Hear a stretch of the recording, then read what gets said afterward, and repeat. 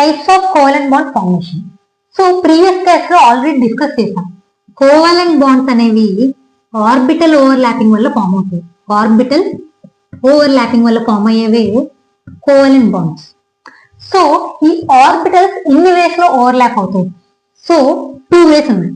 ఒకటి head to head overlapping, second the side wise overlapping.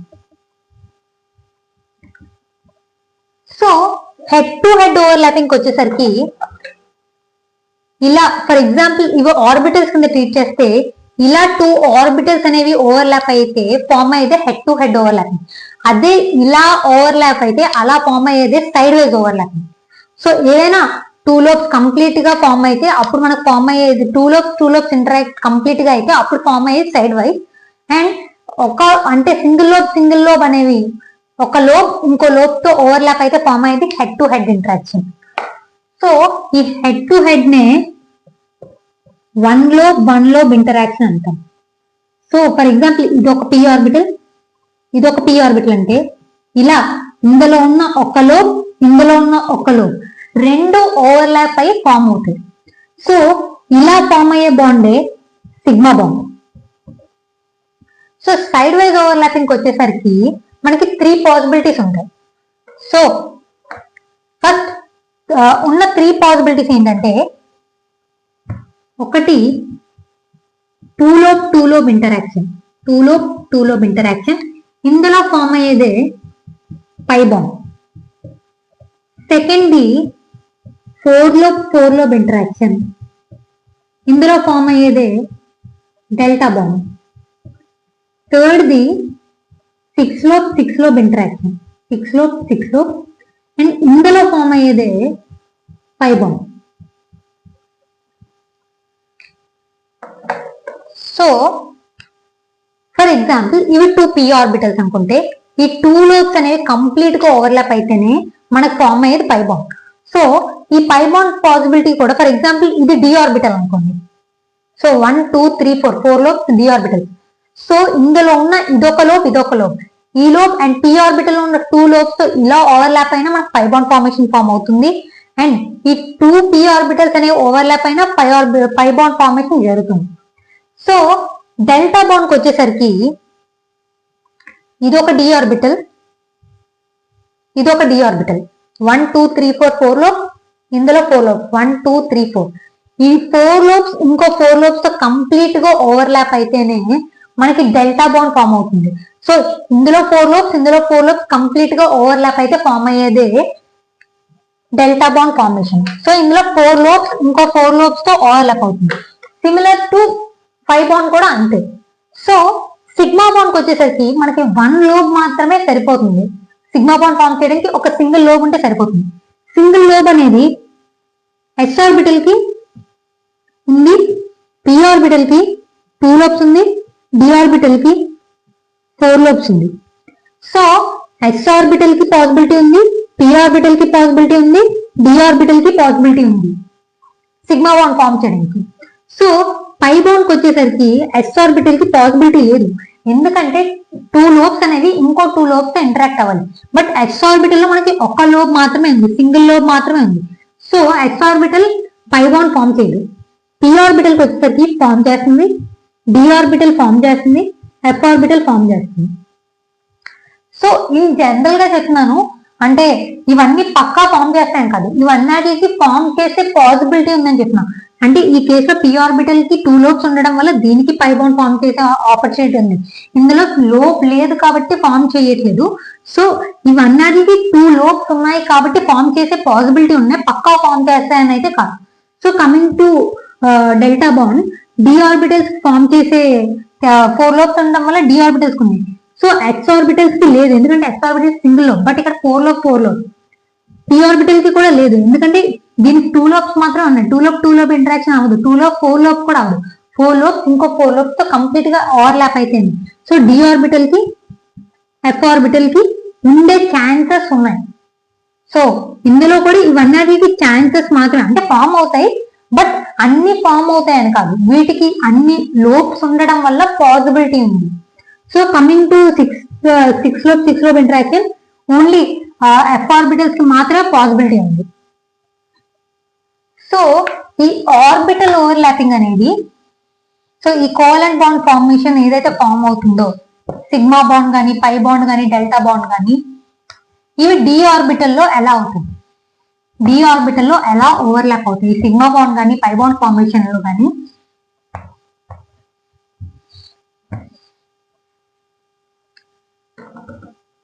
So covalent bonds already చెప్పాను, sigma bond, pi bond, delta bond. So ఈ 3 bonds అనేవి మనం major గా చూస్తాం కెమిస్ట్రీలో. సో ఇందులోని సిగ్మా బాండ్ డి ఆర్బిటల్స్, మన టోటల్ డి ఆర్బిటల్స్ ఎన్ని ఓరియంటేషన్స్ లో అరేంజ్ అవుతాయి, 5 ఓరియంటేషన్స్. అంటే యాక్సియల్ కన్స్ట్రక్టివ్ ఇంటర్ఫరెన్స్ జరిగాక 5 ఓరియంటేషన్స్, అంటే 5 ఆర్బిటల్స్ రిజల్టింగ్ ఏవైతే ఉన్నాయో అందులో ఆ 5 ఆర్బిటల్స్ లో ఏ orbital, for example dx2 y2, dz2, dxy, dyz, dzx, ఈ 5 ఆర్బిటల్స్ లో ఏది సిగ్మా బాండ్ ఎక్కువగా ఫామ్ చేస్తుంది, ఏది పై బాండ్ ఎక్కువగా ఫామ్ చేస్తుంది, ఏది డెల్టా బాండ్ ఎక్కువగా ఫామ్ చేస్తుంది అనేది డిస్కస్ చేద్దాం. D orbital. So first sigma bond చూస్తే,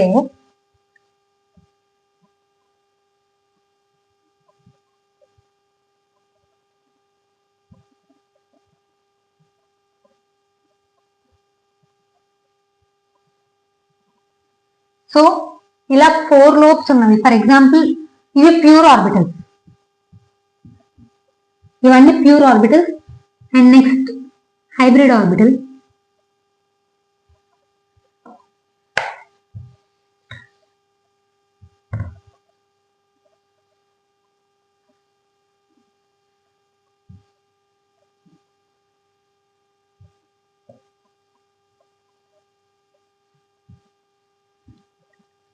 సో ఇక్కడ సింగిల్ లోబ్ ఇంటరాక్ట్ అయ్యి సిగ్మా బాండ్ ఫామ్ చేసింది. సో ఇక్కడ కూడా సింగిల్ లోబ్ ఇంటరాక్ట్ అయ్యి సిగ్మా బాండ్ ఫామ్ చేసేది. సో ఇది ప్యూర్ ఆర్బిటల్, ఇది హైబ్రిడ్ ఆర్బిటల్. ఇది ప్యూర్ ఆర్బిటల్స్ కేస్, ఇది హైబ్రిడ్ ఆర్బిటల్స్ కేస్.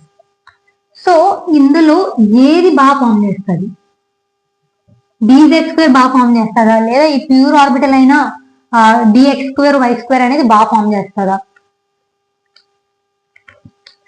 సో నేను ఆల్రెడీ చెప్పాను, ఇందులో dz2 లో ఉన్న సింగిల్ లోబ్ ఏదైతే ఉందో అది కన్స్ట్రక్టివ్ ఇంటర్ఫీరెన్స్ వల్ల ఫామ్ అయింది. అంటే 2 ఆర్బిటల్స్ అనేవి, 2 వేవ్స్, ఆర్బిటల్ వేవ్స్ ఏవైతే ఉన్నాయో ఆ 2 కన్స్ట్రక్టివ్ ఇంటర్ఫీరెన్స్ లో పార్టిసిపేట్ చేసి ఈ సింగిల్ లోబ్ అనేవి ఫామ్ చేసేది. dy2 z2, dz2 x2, ఈ 2 ఏవైతే ఉన్నాయో యాక్సియల్ కన్స్ట్రక్టివ్ ఇంటర్ఫీరెన్స్ లోకి వెళ్ళాయి. సో అప్పుడు చెప్పినప్పుడు ఆల్రెడీ చెప్పాను, కన్స్ట్రక్టివ్ ఇంటర్ఫీరెన్స్ లో ఎప్పుడైతే పార్టిసిపేట్ చేస్తాయో ఎలక్ట్రాన్ డెన్సిటీ అనేది పెరుగుతుంది. సో ఈ సింగిల్ లోబ్ కి ఎలక్ట్రాన్ డెన్సిటీ అనేది చాలా ఎక్కువగా ఉంటుంది కంపేర్డ్ టు ఈ లోబ్స్ కి. సో ఇది కన్స్ట్రక్టివ్ ఇంటర్ఫీరెన్స్ వల్ల 2 లోబ్స్ ఎప్పుడైతే ఇంటరాక్ట్ అయ్యాయో, లోబ్స్ ఎప్పుడైతే ఇంటరాక్ట్ అయ్యాయో ఇందులో ఎలక్ట్రాన్ డెన్సిటీ అనేది ఇంక్రీజ్ అవుతుంది. సో ఇందులో 1/4 of electron density each lobe లో, ఫర్ ఎగ్జాంపుల్ ఈ అంతటి లోబ్ లో 1 ఎలక్ట్రాన్ డెన్సిటీ ఉందనుకుంటే ఇందులో 1/4 ఆఫ్ ఎలక్ట్రాన్ డెన్సిటీ ఉంటే, ఈ సింగిల్ లోబ్ లో మాత్రం more than 1/4 of electron density అనేది ఉంటుంది.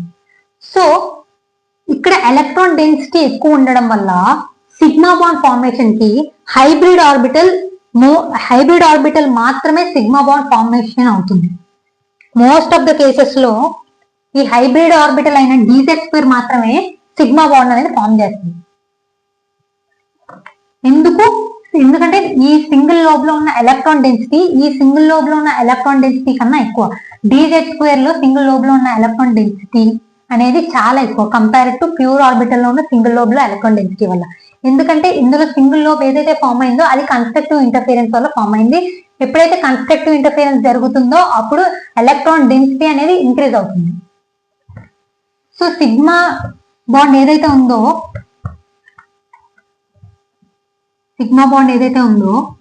అది dz2 అనేది ఫామ్ చేసే పాసిబిలిటీ చాలా చాలా ఎక్కువ ఉంది. సో DZ² అనేది మెయిన్లీ, సో ఏదైతే సిగ్మా బాండ్ ఫామ్ చేస్తే ఫస్ట్ ఫామ్ అయ్యే సిగ్మా బాండ్ కాబట్టి అదే మోస్ట్ రోల్, అంటే మిగతావన్నీ ఫామ్ అవ్వడానికి మోస్ట్ డిసైడింగ్ అనేది సిగ్మా బాండ్ కాబట్టి DZ² పై బాండ్ ఫామ్ చేయడానికి, డెల్టా బాండ్ ఫామ్ చేయడానికి అంటే పాసిబిలిటీ అంటే రూల్ చేస్తుంది. అంటే ఇది పై బాండ్ ఫామ్ చేసే పాసిబిలిటీ ఉంది, ఇది సిగ్మా డెల్టా బాండ్ ఫామ్ చేసే పాసిబిలిటీ ఉంది అనేది చెప్పేది ఈ DZ². సో పై బాండ్కి వచ్చేసరికి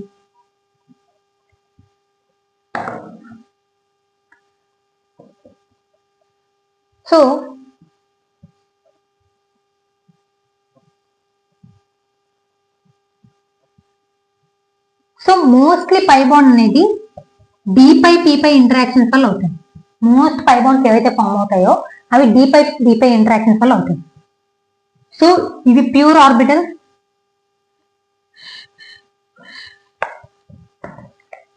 ఇది ఒక D ఆర్బిటల్, ఇది pure orbital, and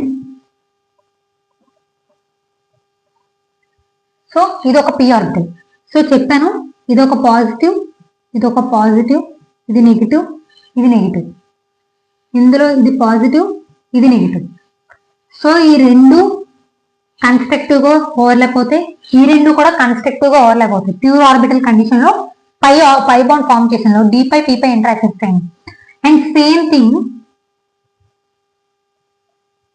DZ² hybrid orbital, ఇది పాజిటివ్, ఇది పాజిటివ్, ఇవన్నీ negative, and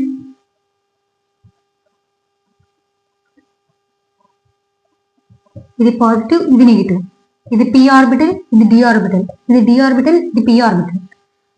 so pure orbital కేసులో ఈ రెండు, ఇది కన్స్ట్రక్టివ్ ఇంటర్ఫిరెన్స్ ద్వారా ఓవర్లాప్ అవుతుంది. అంటే వెన్ ఎవర్ ఓవర్లాపింగ్ అయితే ఇది కన్స్ట్రక్టివ్, పాజిటివ్ పాజిటివ్, ఇక్కడ నెగిటివ్ నెగిటివ్. సో ఇక్కడ ఇది పాజిటివ్ పాజిటివ్, బట్ ఇక్కడ ఏమవుతుంది P ఆర్బిటల్ లో ఒకటి పాజిటివ్ లోబ్ అయితే, పాజిటివ్ ఫేజ్ లో ఉన్న లోబ్ అయితే సెకండ్ లోబ్ అనేది నెగిటివ్ ఫేజ్ లో ఉంది. సో ఈ రెండు డిస్ట్రక్టివ్ ఇంటర్ఫిరెన్స్ పార్టిసిపేట్ చేస్తాయి. సో ఇది పై బాండింగ్ ఆర్బిటల్ ఫామ్ చేస్తుంది, అండ్ ఇది పై నాన్ బాండింగ్ ఫార్మేషన్. ఇది బాండింగ్ ఆర్బిటల్ ఫామ్ చేస్తుంది, ఇది నాన్ బాండింగ్ ఆర్బిటల్ అనేది ఫామ్ చేస్తుంది. ఎందుకంటే ఇక్కడ డిస్ట్రక్టివ్ ఇంటర్ఫిరెన్స్ అవుతుంది, ఇక్కడ రెండు కేసులు అంటే పైన కింద రెండు కన్స్ట్రక్టివ్ ఇంటర్ఫిరెన్స్, ఇక్కడ కన్స్ట్రక్టివ్ జరుగుతున్న, ఇక్కడ డిస్ట్రక్టివ్ ఇంటర్ఫిరెన్స్ అనేది జరుగుతుంది D ఆర్బిటల్ కేసు వచ్చేసరికి. సో ఇందులో అంటే పై బాండ్కి వచ్చేసరికి ఈ ప్యూర్ ఆర్బిటల్స్ ఏవైతే ఉన్నాయో వాటికి ఫార్మేషన్ అంటే pi bond compared to hybrid orbital, ఈ 4 వాటికి హైబ్రిడ్ అంటే సిగ్మా బాండ్ ఫామ్ చేయడానికి చాలా తక్కువ ఛాన్సెస్, అండ్ మోస్ట్లీ ఛాన్సెస్ కూడా ఉండవు. మోస్ట్ గా ఫస్ట్ ఫామ్ చేసేది DZ² అనేది ఎలక్ట్రాన్ డెన్సిటీ ఎక్కువ ఉండడం వల్ల, వెన్ ఎవర్ D ఆర్బిటల్ లో సిగ్మా బాండ్ ఫామ్ అయితే ఎలక్ట్రాన్ డెన్సిటీ ఎక్కువ ఉండడం వల్ల ఫస్ట్ సిగ్మా బాండ్ ఫామ్ చేసేది DZ². So first sigma bond form అవడం వల్ల తర్వాత ఏవేవి ఫామ్ అవుతాయని డిసైడ్ చేసేది కూడా DZ². సో ఈ సిగ్మా బాండ్ ఫామ్ చేస్తుంది. సో ఈ రిమైనింగ్ 4 ఆర్బిటల్స్ ఏవైతే ఉన్నాయో అవి పై బాండ్ ఫామ్ చేసే పాసిబిలిటీస్ ఉన్నాయి, అండ్ DZ² అనేది పై బాండ్ ఫామ్ చేసే పాసిబిలిటీ లేదు. రీజన్ ఏంటంటే అందులో ఒకటి కన్స్ట్రక్టివ్ ఇంటర్ఫిరెన్స్ ద్వారా ఏర్పడితే సెకండ్ డిస్ట్రక్టివ్ ఇంటర్ఫిరెన్స్ ద్వారా ఓవర్లాప్ అవుతుంది.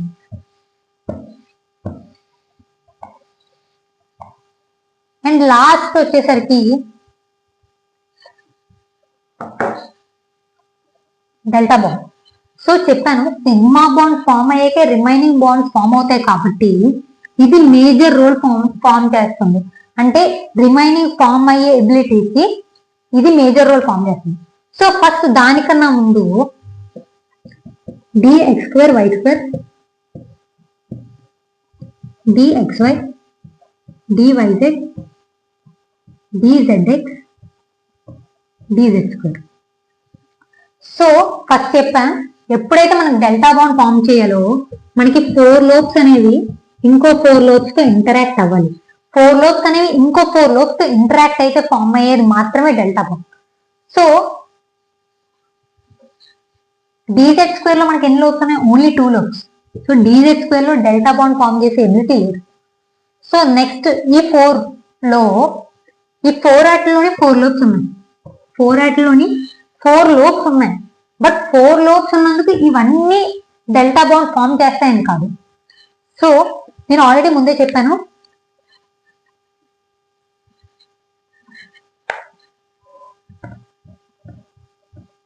సో ఓన్లీ ఫామ్ చేసేవి d x square, d y square, d x y మాత్రమే. ఈ రెండు కూడా డెల్టా బాండ్ అనేవి ఫామ్ చేయవు. ఈవెన్ తో 4 లోబ్స్ ఉన్న డివైజెడ్, డిజెడ్ఎక్స్ అనేవి డెల్టా బాండ్ ఫామ్ చేయవు. రీజన్ ఏంటంటే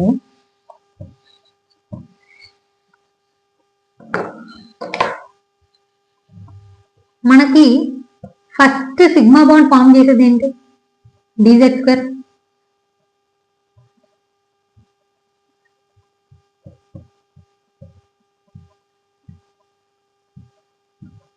ఫస్ట్ మనకి డిజెడ్ స్క్వేర్ అనేది సిగ్మా బాండ్ ఫామ్ చేస్తుంది. సో తర్వాత 4 లోబ్స్ ఓవర్లాప్ అవ్వాలంటే జెడ్ యాక్సిస్ లో ఆల్రెడీ ఓవర్లాపింగ్ అనేది జరిగింది. సో అదే యాక్సిస్ లో డివైజెడ్ కలవడానికి పాసిబిలిటీ లేదు. సో ఈ రెండు కలిసాక, ఫర్ ఎగ్జాంపుల్ ఈ జెడ్ యాక్సిస్ అనుకుంటే XY యాక్సిస్ లో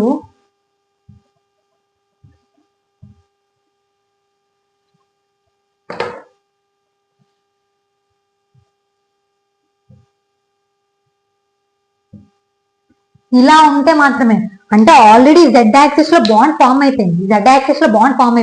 ఇక్కడ ఒక పాజిటివ్, ఇక్కడ ఒక 4 లోబ్స్, ఇక్కడ ఒక 4 లోబ్స్ ఉంటే మాత్రమే ఓవర్లాప్ అవ్వగలదు. ఎందుకంటే ఆల్రెడీ జెడ్ యాక్సిస్ లో బాండ్ ఫామ్ అవడం వల్ల అదే యాక్సిస్ లో ఇంకో బాండ్ ఫామ్ చేయలేదు, అంటే డెల్టా బాండ్ ఇక్కడ ఫామ్ అవ్వదు.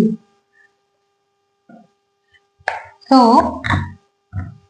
డివైజెడ్, డిజెడ్ఎక్స్ లో డెల్టా బాండ్ అనేది ఫామ్ చేయదు. డెల్టా బాండ్ ఫామ్ చేయదు. అందులో ఫామ్ చేస్తే డిఎక్స్వై లో ఫామ్ చేస్తుంది, డిఎక్స్ స్క్వేర్ వై స్క్వేర్ లో కూడా ఫామ్ చేస్తుంది. డిఎక్స్వై లో ఫామ్ చేస్తుంది, డిఎక్స్ స్క్వేర్ వై స్క్వేర్ లో కూడా ఫామ్ చేస్తుంది. ఎందుకంటే రీజన్ డిజెడ్ స్క్వేర్ లో ఆల్రెడీ మనకి ప్రిన్సిపల్ బాండ్ అంటే అదే మెయిన్ మిగతా గైడ్ చేస్తుంది సిగ్మా బాండ్ అనేది ఫస్ట్ ఫామ్ అయిపోయింది జెడ్ యాక్సిస్ లో సిగ్మా బాండ్ ఫామ్ అయిపోయింది. ఫామ్ అయ్యాక ఎక్స్ డైరెక్షన్ లో ఒకటి, వై డైరెక్షన్ లో ఒకటి ఉంటే మాత్రమే పాసిబిలిటీ ఉంది.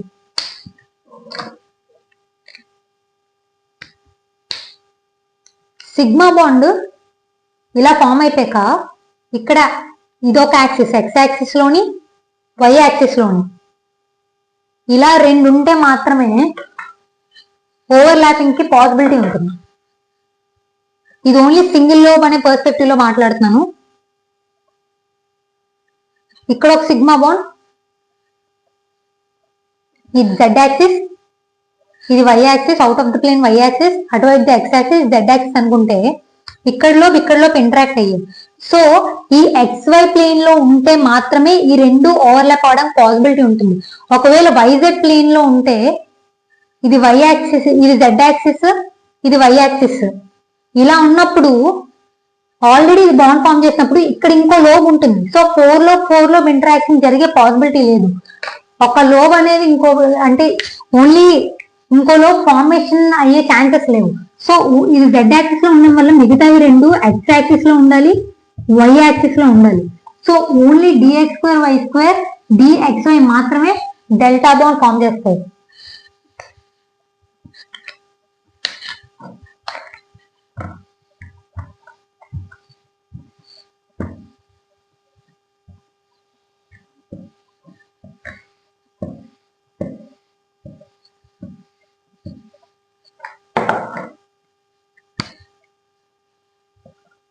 dx square y square, dxy, dyz, dzx, dz square. ఇది సిగ్మా బాండ్, ఇది డెల్టా బాండ్. సిగ్మా బాండ్ ఏవి ఫామ్ చేస్తుంది? Only dz square. ఇవి ఏవి ఫామ్ చేయవు. అండ్ డెల్టా బాండ్ ఏది ఫామ్ చేస్తుంది? dx square, dxy. ఇవి ఏవి డెల్టా బాండ్ ఫామ్ చేయవు. సో ఇది జెడ్ యాక్సిస్ లో ఫామ్ చేయడం వల్ల డెల్టా బాండ్ ఫామ్ చేయాలి. 4 లోబ్ ఇంటరాక్షన్ అవ్వాలంటే రిమైనింగ్ రెండు XY ప్లేన్ లో మాత్రమే ఉండాలి. 4 లోబ్స్ ఉంటే సరిపోదు, రిమైనింగ్ రెండు XY ప్లేన్ లో మాత్రమే ఉండాలి.